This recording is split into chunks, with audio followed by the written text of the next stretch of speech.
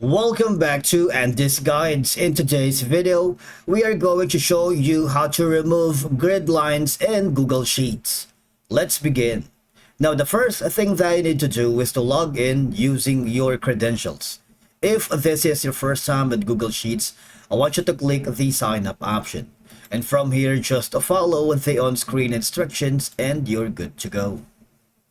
Removing grid lines in Google Sheets can help create a cleaner and more professional appearance, especially when presenting your printing data. And here's how you can remove grid lines.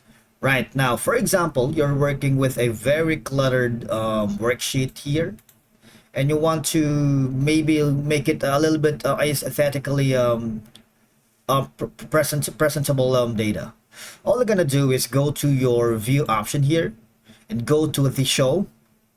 Now, the grid lines is checked at the moment. And if you want to remove this, all of the grid lines, just uncheck it. You see, what happens is grid lines can sometimes detract from the overall visual appeal of a spreadsheet, particularly when you're aiming for a more polished or modern design. Removing grid lines can help achieve a cleaner and more visually appealing layout like this one. You see? All right.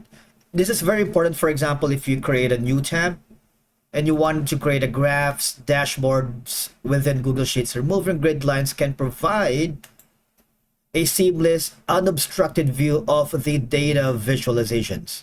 Of course, this allows for a clear communication of trends, patterns, and insights derived from the data. Now, the grid lines has been removed here on Google Sheets, so you can work with anything without any problems. All right, that's it for today's video. Thank you so much for watching. We will see you again in the next video.